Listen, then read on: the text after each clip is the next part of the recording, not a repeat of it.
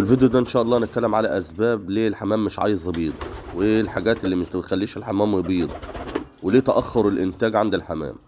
يا ريت قبل ما حبينا نخش في الموضوع حابين ننوه، لو اول مرة تتابعنا يشرفنا متابعتك، ولو اول مرة برضو تشاهد الفيديو يا ريت تدعمنا بلايك بالفيديو عشان الفيديو ينتشر ويوصل للغير، وجزاكم الله كل خير. على بركة الله، بسم الله. اول اسباب يا جماعة الحمام مش عايز ينتج. طبيعة الحمام لازم يجيله فترة يغير فيها ريشه وايه ويقف انتاج. دي فترة القلش اللي بيسموها الغاويين او اللغة الناس اللي هي تغيير الريش، قلش. ده شيء طبيعي وكله مسمى واحد. لازم أن يقعد بعدها شوية ان هو يعني عشان تجدد الريش، بياخد من الكالسيوم وبياخد من الجسم.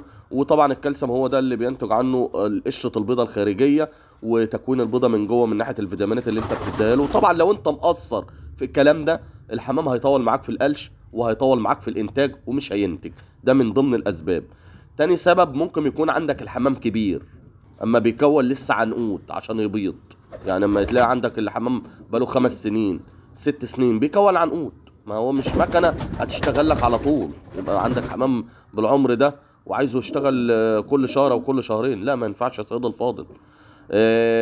ليه الحمام مش عايز يبيض او متاخر في الانتاج؟ عشان برضه ممكن يكون عنده ديدان. الديدان ممكن تاخر انتاج الحمام وما يخليش الحمام يبيض باستمرار.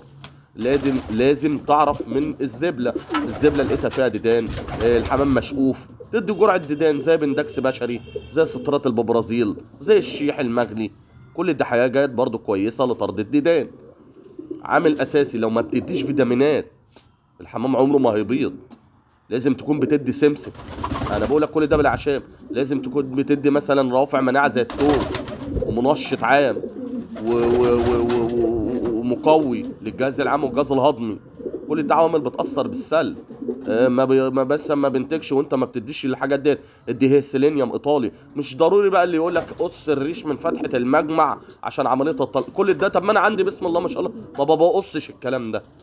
والله مثلا انا بكل البيض ما شاء الله الله اكبر لا قوه الا بالله مخصص. مش الموضوع مش كده. الموضوع الاهتمام بالتحديد والكلفه المتنوعه مكتمله العناصر الغذائيه. كل دي حاجات بتاثر بالسلب لو انت مش عاملها للحمام.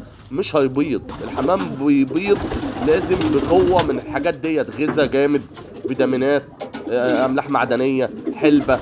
اي اعشاب طبيعيه بتبقى كويسه للحمام يا جماعه وما بتضرش. ده بالعكس بتفيد احسن من البشري او البيطري. وانا حبيت انوع على الكلام ده. يا ريت لا تنسونا بالله الجميل. وصلى الله